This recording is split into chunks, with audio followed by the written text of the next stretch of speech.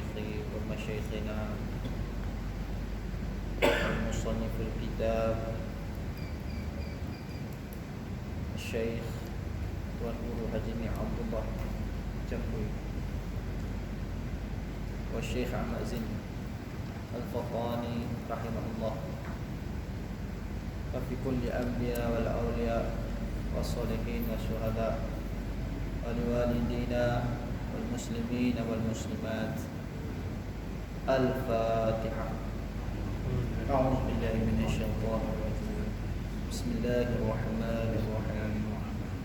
الحمد لله رب العالمين الرحمن الرحيم مالك يوم الدين إياك نعبد وإياك نستعين اهدنا الصراط المستقيم صراط الذين أنعمت عليهم غير المغضوب عليهم ولا الضالين آمين.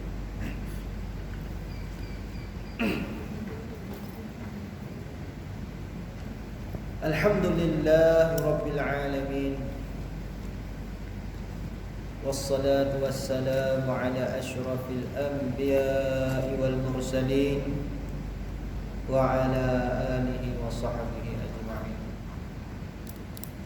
اللهم صل على سيدنا محمد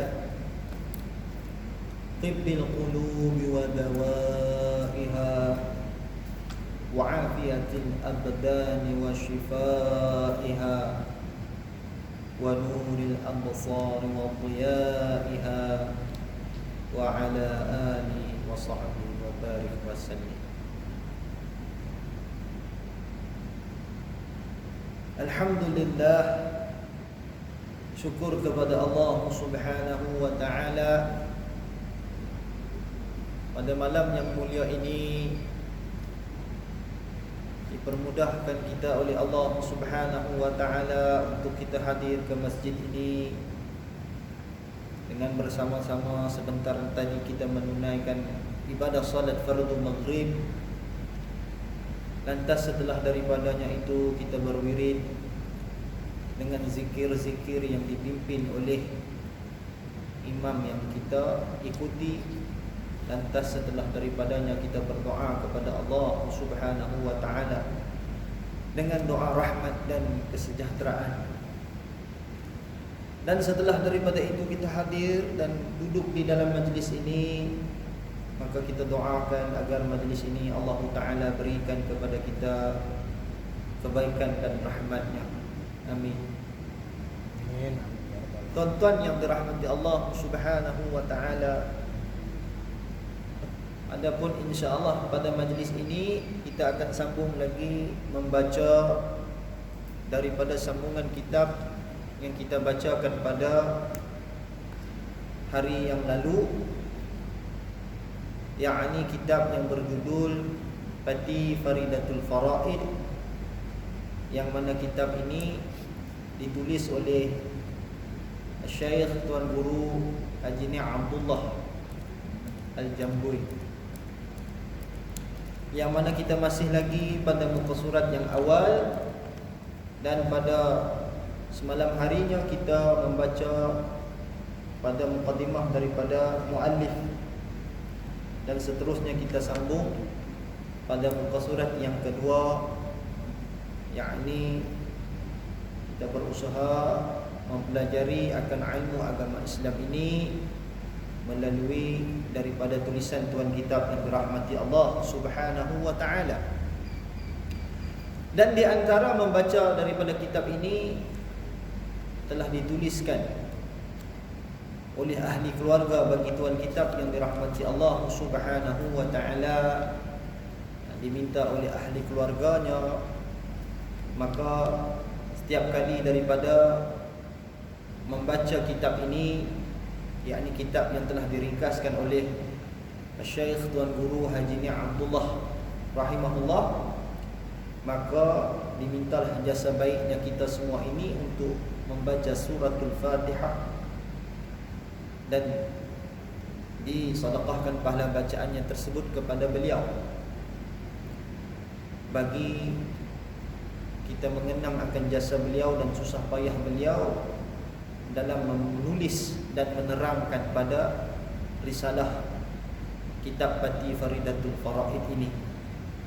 Dan alhamdulillah kita telah pun membaca akan suratul Fatihah itu seperti mana adab yang sepatutnya kita laksanakan pada pembukaan itu tadi.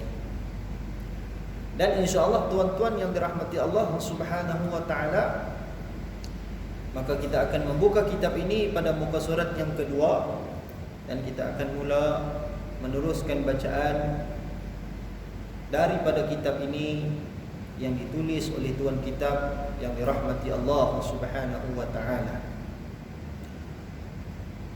Qala al-muallif rahimahullah, telah berkata akan penulis kitab yang dirahmati Allah Subhanahu wa taala, Bismillahirrahmanirrahim. Maka tuan kitab yang dirahmati Allah Subhanahu wa taala memulakan akan tulisannya ini dengan menyebut ataupun melafazkan pada tulisannya ini kalimat Bismillahirrahmanirrahim.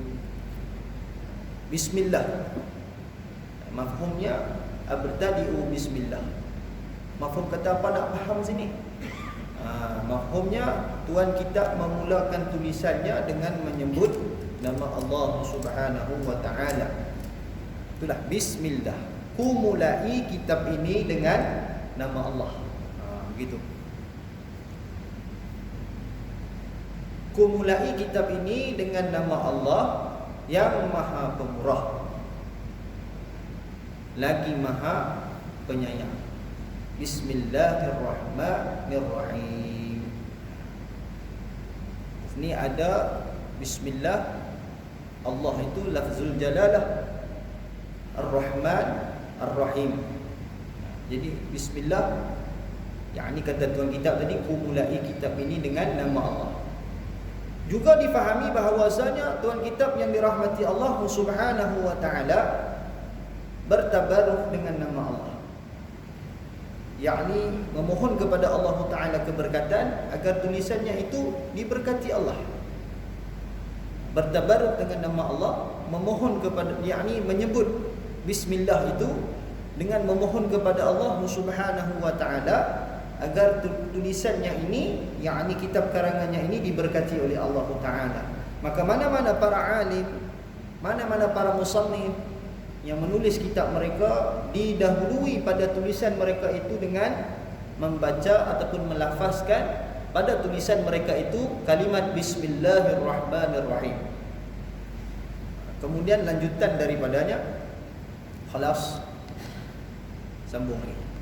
Qala al-muallif rahimahullahu taala, berkata lagi penulis kitab yang dirahmati Allah Subhanahu wa taala, Alhamdulillahilladzi aqla'a fi samawati qulubil mu'minin syumushal ma'rifati tusyriqu bi anwarit tauhid wal yaqin.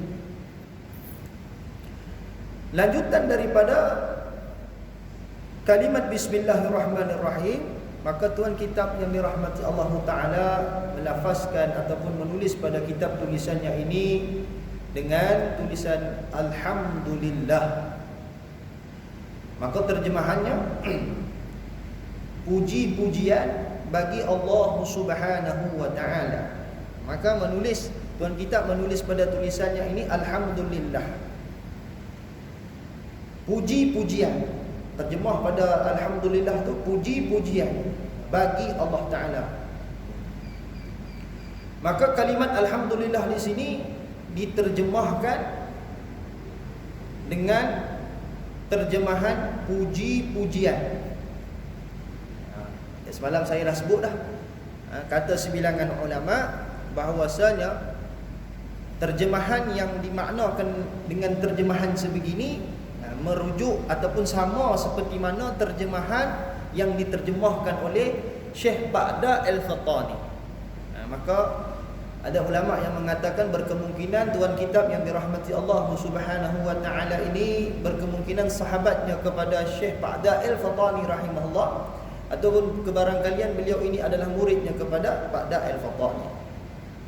Tidak diterjemahkan alhamdulillah itu dengan segala puji. Tapi bukanlah terjemah segala puji itu salah. Namun daripada segi bahasa, bagi para alim yang alim dalam ilmu lughah, maka mereka melihat terjemahan puji-pujian itu lebih tepat kepada terjemahan alhamdulillah, membawa kemudahan juga bagi orang yang membaca ataupun memahami kitab yang ditulis oleh para ulama dengan terjemahan sebegini, membawa kepada mudahnya untuk faham pada terjemahan alhamdulillah, yakni puji-pujian bagi Allah Ta'ala. Begitu. Sambung daripadanya, yang menaik dan menerang ke dalam hati mukmin, yang tinggi ia seperti beberapa langit. Akan pengenalan Allah Ta'ala, yang cerah ia seperti beberapa matahari, padahal cemerlang hatinya dengan cahaya tauhid dan yaqin. Maka setelah daripada kalam bismillahirrahmanirrahim dengan pujian kepada Allah Subhanahu wa taala, maka tuan kita meneruskan lagi tulisannya. Dan boleh juga difahami dengan makna alhamdulillah ini, yakni ucapan syukur kepada Allah Subhanahu wa taala. Maka mengikut daripada kalimat alhamdulillah, ia juga membawa kepada makna syukur, yakni apabila seseorang menyebut lafaz alhamdulillah, berarti dia menyatakan menzahirkan kesyukuran daripada sudut lisannya kepada Allah Subhanahu wa taala. Maka puji-pujian bagi Allah Ta'ala yang menaik dan menerang ke dalam hati mukmin, yang tinggi ia seperti beberapa langit. Akan pengenalan yang cerah. Akan pengenalan ini mafhum padanya apa? Yakni ma'rifatullah, yang mana difahami akan pengenalan Allah Ta'ala ni, lafaz daripada kalimat ini membawa kepada ma'rifah, mengenal akan Allah Ta'ala, seperti beberapa matahari, padahal cemerlang hatinya dengan cahaya tauhid dan yakin.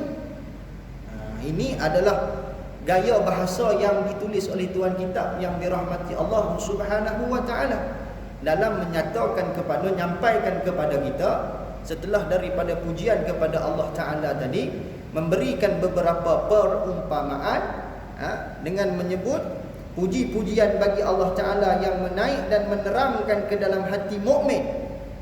Makna faham kepada hati mukmin ni adalah sifat bagi hati, bukan bagi mukmin, sifat bagi hati. Yang tinggi ia seperti beberapa langit. Ini perumpamaan daripada tuan kitab yang dirahmati Allah tentang apa? Tentang ma'rifatullah, mengenal akan Allah Ta'ala, padahal cemerlang hatinya dengan cahaya tauhid dan yaqin. Yakni dengan tauhid dan yaqin. Maka tauhid, faham tadi tauhid dengan kefahaman, yakni ma'rifatullah, mengenal Allah Ta'ala dengan jalan tauhid, mengesahkan Allah Ta'ala. Jadi dalam perbahasan ni tuan-tuan, disebut oleh para alim ulama pada memahami lafaz tauhid dan yaqin, yakni tauhid itu membawa kepada tauhid i'tiqadi, ataupun perbahasan tauhid dalam perbahasan yang mubtadi, dan yakin itu membawa kepada kefahaman, terjemahan ataupun makna kepada ta'arif bagi ma'rifah yang khasah. Maka di sini apa? Nak memahami, kita perlu memahami dalam mempelajari ilmu akidah ataupun tauhid, mengesahkan Allah Subhanahu wa taala, Ada yang difahamkan ia dengan ma'rifah ammah, juga difahamkan dengan ma'rifah khassah. Jadi yang kita nak sebut di sini, ia berkaitan dengan ma'rifah ammah pada pelajaran bahagian peringkat mubtadi. Ini mafhum yang dapat saya terjemahkanlah daripada ketentuan kitab yang dirahmati Allah Ta'ala. Dan yakin itu membawa kepada makna ma'rifah khassah. Sebab itu pada kuliah yang lalu kita sering mengingatkan kepada jamaah yang dirahmati Allah Subhanahu wa taala bahawasanya dalam kita mempelajari kitab para alim ulama, maka dahulukan kita pada memahami jalan kefahaman ilmu agama itu daripada kitab-kitab yang di peringkat permulaan, yakni disyarahkan dengan syarahan ataupun yang ditulis oleh para ulama dengan tulisan yang memudahkan bagi kita di peringkat awam untuk mempelajari akan ilmu tersebut. Sebelum kita melangkah kepada perbahasan daripada kitab yang tinggi-tinggi, maka bermula daripada sini kita mempelajari dan memahami bahawasanya dalam bab ma'rifah, dalam bab mengenal Allah Subhanahu wa taala, maka ia terbahagi kepada dua. Satu ma'rifah ammah, satu ma'rifah khassah. Ada kitab yang membahaskan tentang ma'rifah ammah ataupun dipanggil sebagai tauhid i'tiqadi. Yakni kebanyakan daripada kita yang awam duduk dalam mempelajari ilmu itu daripada perbahasan daripada tauhid yang membahaskan tentang i'tiqad yang wajib bagi seseorang Islam untuk beriktikad dengan akidah yang benar ini. Dan setelah daripada itu pergi kepada lain perbahasan dalam bab ma'rifah khassah, yang masuk kepada perbahasan yang setelah daripada selesai pelajaran di dalam peringkat-peringkat permulaan itu, baru boleh pergi kepada perbahasan yang seterus daripada itu. Tak boleh langkau. Tak boleh langkau. Dan kebanyakan bila disebut tentang ma'rifah khassah, ma'rifah khassah ni yakni dipanggil sebagai ma'rifah yang khusus ini, ia banyak dibawa di dalam perbahasan ilmu tasawuf. Yakni ilmu tasawuf yang membawa kepada perbahasan yang mendalam. Jadi kita nak mengaji ni tuan-tuan, kena faham ni bahagian-bahagian apa itu tauhid yang dibahaskan dalam bidang usuluddin, apa itu tauhid ataupun ma'rifah yang dibahaskan dalam perbahasan tasawuf. Ada disiplin-disiplin yang kita perlu lalu untuk memahami bahagian ini.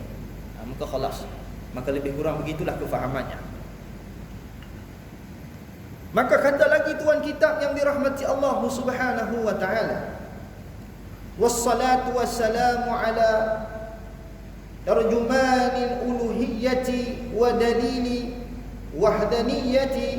wahdaniyatihi Sayyidina Muhammadin al-mab'uth bi bahiril mu'jizati li ta'yidi risalatihi wa tasdiqi hidayatihi.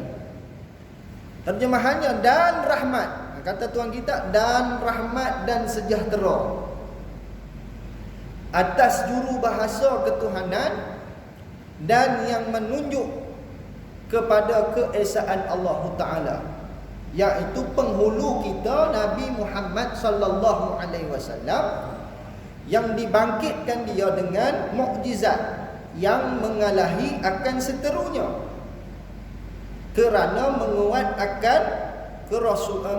akan rasulnya dan membenarkan penunjuknya.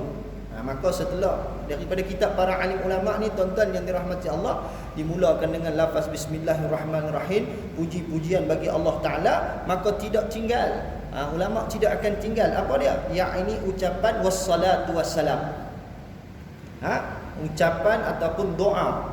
Mafhum pada wassalatu wassalam ni berdoa kepada Allah Ta'ala, mendoakan rahmat dan mendoakan kesejahteraan kepada siapa? Kepada junjungan besar Nabi Muhammad sallallahu alaihi wasallam. Dan asbab daripada bersolawat kepada junjungan besar Nabi Muhammad sallallahu alaihi wasallam maka menjadi asbab keberkatan. Maka kata tuan kita tadi itu, dan rahmat dan sejahtera atas siapa? Atas Nabi Muhammad sallallahu alaihi wasallam. Yang mana Nabi Muhammad sallallahu alaihi wasallam ni rasul. Yang menunjukkan, yang menyebarkan, yang menunjukkan kepada umat tentang apa? Tentang keesaan kepada Allah Taala. Yang mana Nabi Muhammad sallallahu alaihi wasallam ini rasul yang padanya itu, pada Nabi Muhammad sallallahu alaihi wasallam ni, yakni rasul, pada Nabi Muhammad sallallahu alaihi wasallam itu disertakan, Allah Taala berikan kepada Nabi Muhammad sallallahu alaihi wasallam itu mukjizat. Diberikan Allah Taala kepada junjungan besar Rasulullah sallallahu alaihi wasallam itu mukjizat. Itu kata Nabi Muhammad tu apa? Penghulu kita, kata tuan kita. Nabi Muhammad sallallahu alaihi wasallam dibangkitkan dia dengan mukjizat yang mengalahi akan seterunya, kerana menguat akan rasulnya dan membenarkan penunjuknya. Inilah dia ucapan salam, doa dan rahmat kepada siapa? Junjungan besar Nabi Muhammad sallallahu alaihi wasallam. Dan Nabi Muhammad sallallahu alaihi wasallam itu siapa? Penghulu kita. Dibekali kepada Rasulullah sallallahu alaihi wasallam itu mukjizat. Yang mana Nabi sallallahu alaihi wasallam ini, yakni yang menunjukkan kepada umat ini tentang apa? Keesaan kepada Allah Subhanahu wa taala. Itu mafhum kata tuan kita. Khalas.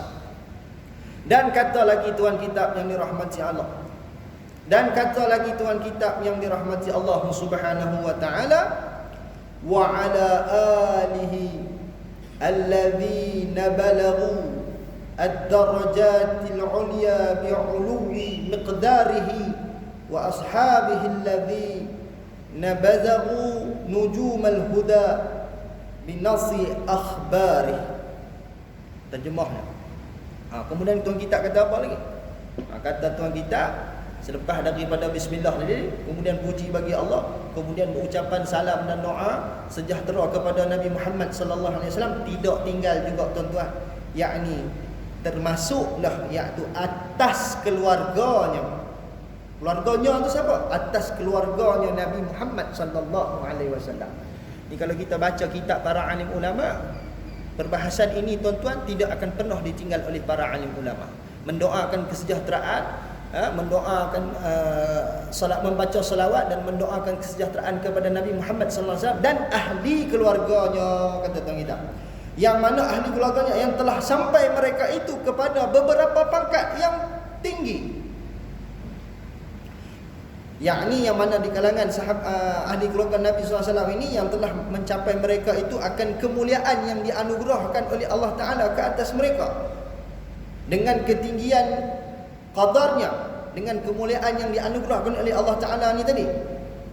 Dan segala sahabatnya, tidak lupa juga ucapan doa itu kepada selain daripada ahli keluarga Nabi SAW, ia juga termasuk kepada sekalian sahabatnya Sayyidina Rasulullah sallallahu alaihi wasallam yang gilang gemilang, kata tuan kita, hal keadaan penunjuk mereka itu seperti, yakni di kalangan para sahabat itu, kata tuan kita, hal keadaan penunjuk mereka itu seperti bintang dengan tersebut pada hadisnya, seperti mana yang disebut oleh junjungan besar Nabi Muhammad sallallahu alaihi wasallam tentang pujian Nabi sallallahu alaihi wasallam kepada para sahabatnya.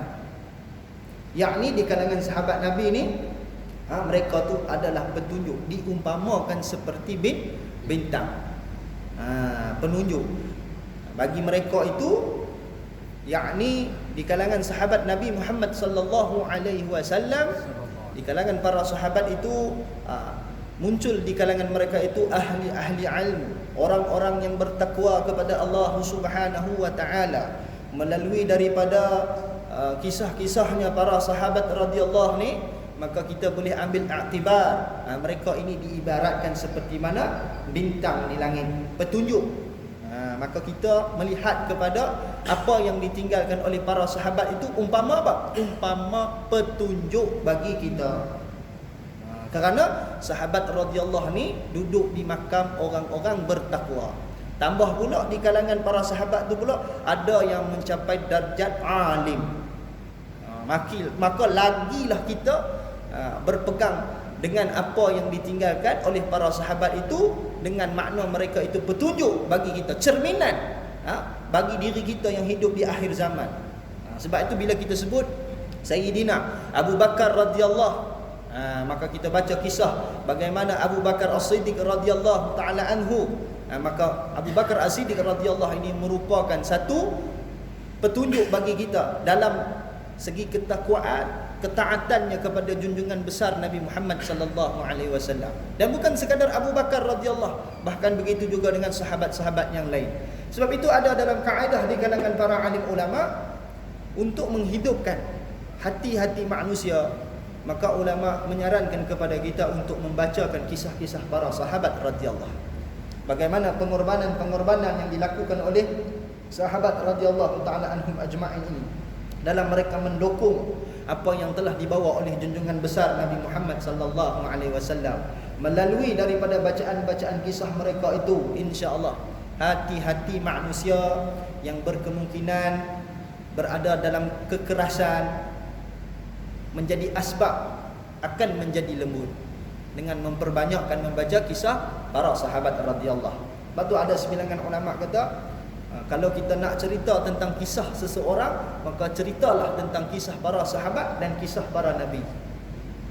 Afdallah nak cerita kisah nabi lah. Kerana tambahan lagi Nabi Muhammad sallallahu alaihi wasallam.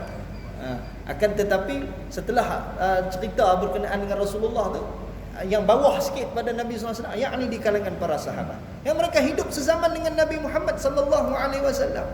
Mereka melalui sesuatu fenomena itu bersama dengan Nabi Muhammad sallallahu alaihi wasallam. Mereka mengikuti Nabi sallallahu alaihi wasallam. Maka di kalangan orang yang hidup di kalangan para sahabat radhiyallahu ini, mereka adalah di antara generasi yang terbaik.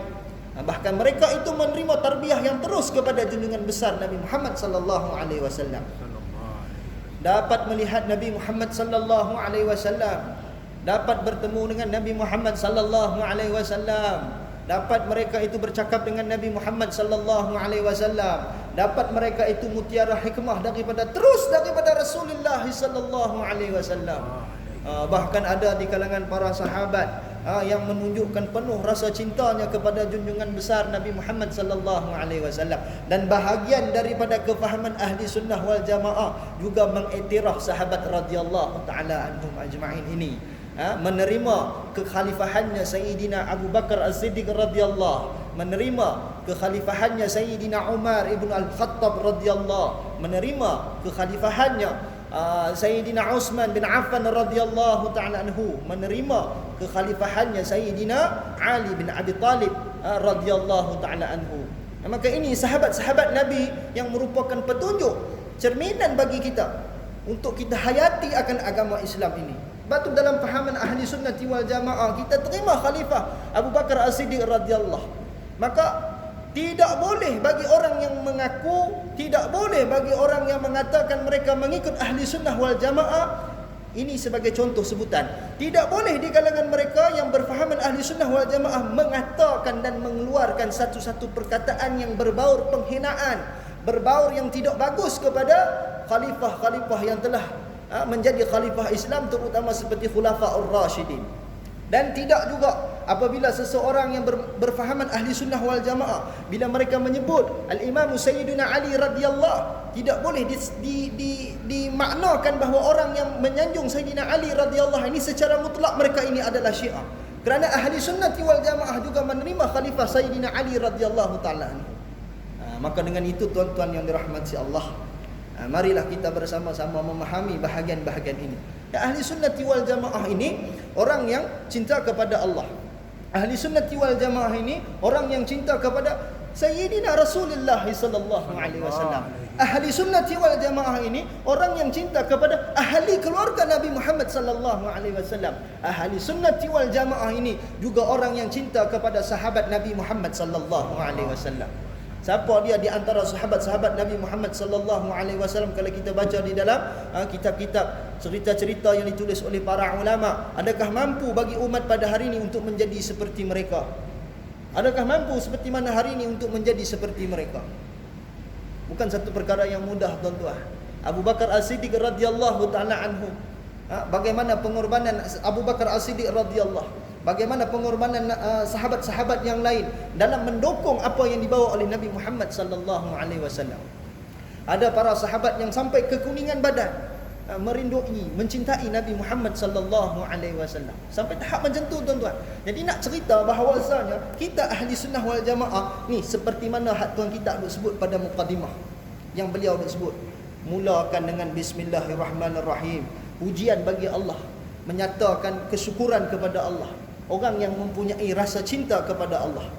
Kemudian tidak tinggal. Apa dia itu? Salawat dan salam kepada siapa? Sayyidina Rasulullah sallallahu alaihi wasallam. Dan tidak juga lupa bagi setelah daripada Rasulullah, yakni ahlul bait Nabi sallallahu alaihi wasallam, dan seterusnya para sahabat radhiyallahu. Ini kita kena faham, tuan-tuan. Orang yang berpegang dengan ahli sunnati wal jamaah. Pada mukadimah mereka pun kita sudah boleh melihat dan memahami tuan kitab ini berpegang ataupun tidak dengan ahli sunnah wal jamaah. Ini bentuk orang yang berpegang dengan ahli sunnah. Mahabbah mereka kepada Allah, mahabbah mereka kepada Rasulullah. Bagaimana satu orang umpama, misal dia katakan, mengatakan mereka ini daripada ahli sunnah wal jamaah, namun mereka tidak mencintai Nabi sallallahu alaihi wasallam. Mana mungkin Islam ini sampai kalau tidak daripada lidahnya junjungan besar Rasulullah sallallahu alaihi wasallam? Bagaimana Islam ini sampai kalau bukan daripada pengorbanannya Nabi Muhammad sallallahu alaihi wasallam? Bagaimana Islam ini sampai kepada kita kalau bukan daripada kerana pengorbanannya ahli keluarga Nabi Muhammad sallallahu alaihi wasallam? Lihat isteri Nabi sallallahu alaihi wasallam, Sayyidatina Khadijah radhiyallahu taala anha. Apa yang beliau bawa ketika wafatnya Sayyidatina Khadijah radhiyallahu taala anha? Ini ummul mukminin. Sayyidatina Fatimah radhiyallahu taala anha. Bagaimana kehidupan ketika bayinya Sayyidatina Fatimah radhiyallahu taala anha?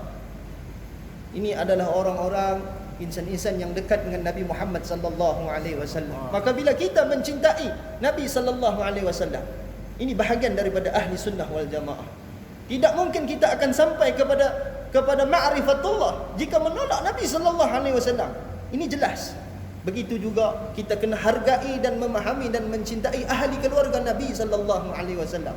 Begitu juga dengan para sahabat-sahabatnya yang hidup mereka ini bersama dengan Nabi sallallahu alaihi wasallam. Ada yang menghabiskan harta mereka ini kerana Rasulullah sallallahu alaihi wasallam, membantu perjuangan Nabi Muhammad sallallahu alaihi wasallam. Maka layak ataupun tidak di kalangan para sahabat ini menjadi cerminan, penunjuk bagi orang-orang di akhir zaman. Sudah tentulah mereka di antara generasi yang termulia, generasi yang Allah Taala muliakan dapat bersama dengan Nabi Muhammad sallallahu alaihi wasallam. Sebab itu pernah ditanya kepada Syekh Dr. Ali Jumaah hafizahullah. Ini satu orang ulama ini, Syekh Dr. Ali Jumaah ini mufti satu ketikanya dulu. Ini satu orang ulama ahli sunnah wal jamaah. Jangan ada orang yang mengeluarkan kata-kata yang kurang baik kepada beliau. Kenalilah beliau, Syekh Dr. Ali Jumaah rahimahullah. Ini seorang ulama besar di negeri Mesir. Pernah ditanyakan kepada beliau, seandainya beliau ini ada pada hari ketika mana Nabi Muhammad sallallahu alaihi wasallam masuk ke kota Madinah, apa yang akan dilakukan oleh beliau? Maka apa yang dikatakan oleh Syekh Dr. Ali Jumaah hafizahullah? Maka beliau mengatakan, kalau seandainya saya berada pada hari yang tersebut, sudah tentu saya melihat Nabi sallallahu alaihi wasallam itu daripada jauh. Berkemungkinan saya akan berselindung di balik batu-batu ataupun pokok-pokok, bersembunyi dan memerhatikan Nabi sallallahu alaihi wasallam itu daripada jauh. Kerana apa beliau mengatakan sedemikian? Beliau merasakan bahawa beliau tidak layak bersama dengan junjungan besar Nabi Muhammad sallallahu alaihi wasallam. Ini satu orang alim, satu orang yang pernah menjawat jawatan mufti, satu orang yang amal ibadah hanya beliau jaga, masih merasakan dirinya itu tidak layak bersama dengan junjungan besar Nabi Muhammad sallallahu alaihi wasallam. Makanya buktinya dikatakan oleh beliau, kerana aku dilahirkan di akhir zaman, tidak bersama dengan Nabi Muhammad sallallahu alaihi wasallam. Tidak diciptakan oleh Allah Taala beliau ini pada eranya kehidupan Nabi Muhammad sallallahu alaihi wasallam. Itu sudah cukup bagiku menunjukkan bahwasanya aku tidak layak untuk berserta dengan Nabi Muhammad sallallahu alaihi wasallam. Ini satu orang alim tuan-tuan pun beranggapan dirinya tidak layak, apatah lagi kita yang jauh daripada segi kefahaman Islam, kefahaman agama Islam itu mungkin kita tidak beberapa mahir nak dibandingkan dengan Syekh Dr. Ali Jumaah hafizahullah. Tapi itulah jawapan yang keluar daripada mulut Syekh Dr. Ali Jumaah hafizahullah, betapa tawaduknya beliau. Dan maka ketika mana beliau bercakap yang sedemikian, keluar nada sedih daripada bibir Syekh Dr. Ali Jumaah. Ini membabitkan Nabi Muhammad sallallahu alaihi wasallam. Jangan pernah merasakan, wahai umat Islam, jangan pernah merasakan kita boleh sampai kepada Allah tanpa Nabi Muhammad sallallahu alaihi wasallam. Maka dengan itu mencintai Nabi sallallahu alaihi wasallam, wajib bagi umat Islam ini mencintai Nabi Muhammad sallallahu alaihi wasallam. Wajib bagi umat Islam ini mahabbah kepada Rasulullah sallallahu alaihi wasallam. Ini yang kita kena belajar tuan-tuan. Bila kita kata kita nak kenal cinta Rasulullah, kita kena kenal Nabi Muhammad sallallahu alaihi wasallam. Ulama telah mengeluarkan tulisan-tulisan berkenaan tentang bahagian-bahagian yang perlu difahami oleh umat Islam tentang Sayyidina Rasulullah sallallahu alaihi wasallam, terutama dalam memahami tingginya darjat Nabi Muhammad sallallahu alaihi wasallam. Ini telah ditulis oleh para alim ulama. Perbahasan ini juga termasuk dalam perbahasan ilmu fardhu ain dalam mengenal sifat Nabi. Kerana apa? Kerana tidak boleh ada unsur penghinaan kepada Nabi Muhammad sallallahu alaihi wasallam. Begitulah tuan-tuan yang dirahmati Allah Subhanahu wa taala. Jika pada hari ini kita berpegang dengan manhaj ahli sunnati wal jamaah, perlu mempunyai mahabbah yang tinggi kepada junjungan besar Nabi Muhammad sallallahu alaihi wasallam. Bukan sekadar Rasulullah, bahkan ahli keluarga Nabi sallallahu alaihi wasallam. Bukan ahli keluarga Nabi sallallahu alaihi wasallam yang hidup pada zaman Nabi sallallahu alaihi wasallam saja, bahkan ada di kalangan zuriat Nabi sallallahu alaihi wasallam sampai pada hari ini tuan-tuan yang dirahmati Allah, yang mana mereka ini kita kenali dengan para habaib. Maka jangan pernah keluar daripada lidah kita umat Islam dengan mudah-mudah mencela dan menghina para habaib. Jangan pernah yang sedemikian. Karena mereka ini adalah ahli zuriat Nabi Muhammad sallallahu alaihi wasallam. Mahabbahnya kita kepada Nabi sallallahu alaihi wasallam, mahabbahnya kita juga kepada sekalian zuriat keturunan Nabi Muhammad sallallahu alaihi wasallam. Bahkan ada ulama yang mengatakan bahawasanya kita cinta kepada ahlul bait Nabi sallallahu alaihi wasallam, cinta semata-mata kerana mereka ini adalah ahlul bait Rasulullah. Sebab kalau seandainya seseorang itu yang mencintai ahlul bait Nabi sallallahu alaihi wasallam kerana alimnya, maka jika ada di kalangan ahlul bait Rasulullah yang tiada alim, mana mungkin dia mencintainya? Maka ulama mengingatkan kepada kita bahawasanya ahlul bait Nabi sallallahu alaihi wasallam itu kita cinta kepada mereka kerana apa? Kerana mereka ini adalah zuriat Rasulullah. Cukup pegang di situ. Mahabbahnya kita kepada mereka. Sebab itu tuan-tuan, di antara amalan-amalan utama yang boleh kita laksanakan di akhir zaman adalah dengan menjaga lidah. Mempelajari pada satu perbahasan tentang bagaimana memahami boleh berlakunya bentuk penghinaan yang keluar daripada lidah. Maka jika kita pelajari pada bahagian ini, insya-Allah kita belajar daripada bahagian ini, insya-Allah bahawa tidak akan terkeluar bentuk-bentuk penghinaan daripada lidah kita. Yang dibimbangi apabila di kalangan orang yang tiada tahu disangkanya perkataan itu tiada bahaya. Disangkanya apa yang disebutnya itu tiada memberi apa-apa kesan, sedangkan makna daripada pertuturannya itu membawa kepada penghinaan. Lebih berat penghinaan itu jika ditujukan kepada Allah, lebih berat penghinaan itu jika ditujukan kepada Sayyidina Rasulullah sallallahu alaihi wasallam. Maka dengan itu afdal bagi umat Islam itu menuntut bahagian ilmu yang sedemikian, membicarakan pada hal yang sedemikian.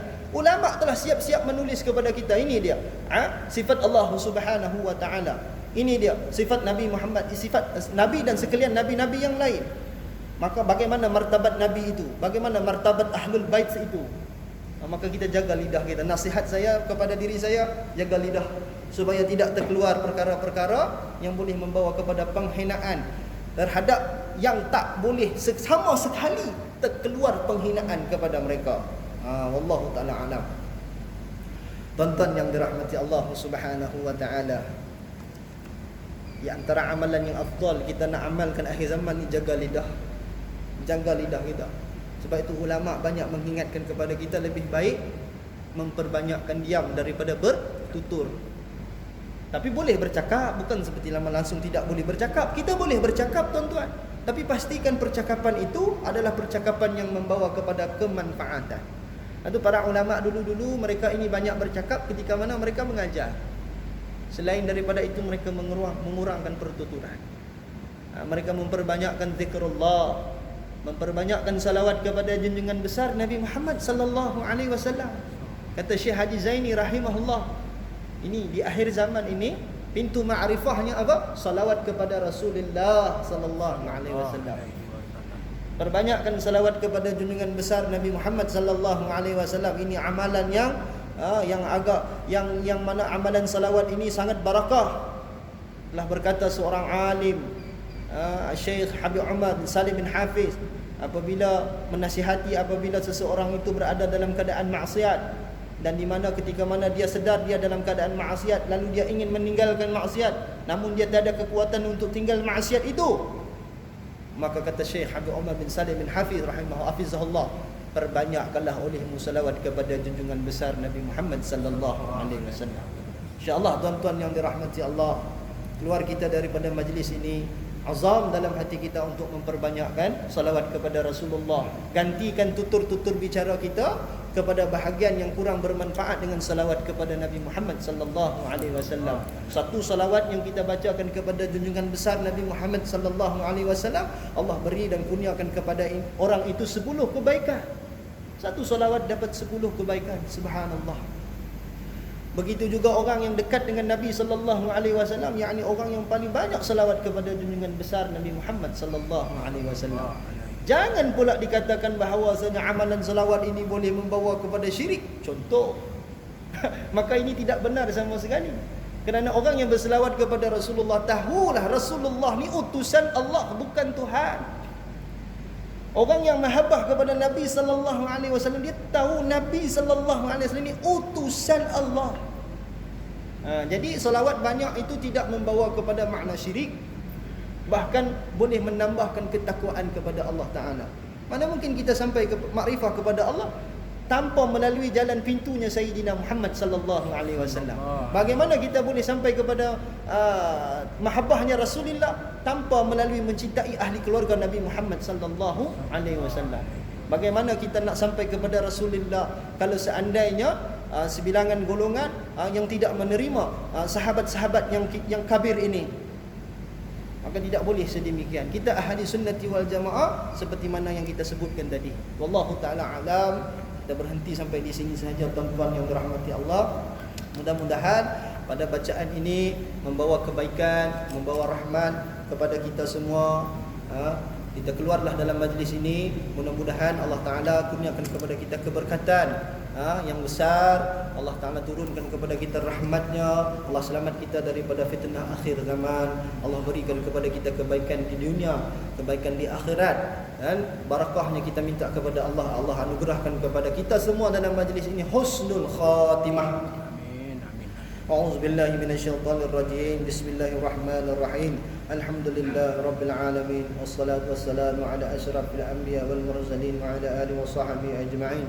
Allahumma salli ala Muhammad wa ala Muhammad wa sallim. Ya Allah, kurniakan kepada kami kebaikan dunia, kebaikan akhirat. Beri kurniakan kepada kami ya Allah rahmat, ya Allah kurniakan kepada kami keberkatan ya Allah, bagi dunia kami, bagi akhirat kami, dan kurniakan bagi kami husnul khatimah. Rabbana atina fid dunya hasanah wa fil akhirati hasanah wa qina azabannar. Wa sallallahu ala sayyidina Muhammad. Alhamdulillahirabbil alamin. Tutup majlis dengan tasbih kifarah surah Al-Asr selawat 3 kali.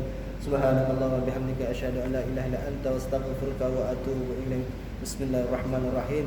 Wal 'asr innal insana lafi khusr illa alladhina amanu wa 'amilus solihat wa tawasaw bil haqqi wa tawasaw bis sabr. Allahumma salli ala Muhammad wa ala ali Muhammad wa sallim. Allahumma salli ala Muhammad wa ala ali Muhammad wa sallim. Allahumma salli ala Muhammad wa ala ali Muhammad wa sallim. Assalamualaikum warahmatullahi taala wabarakatuh.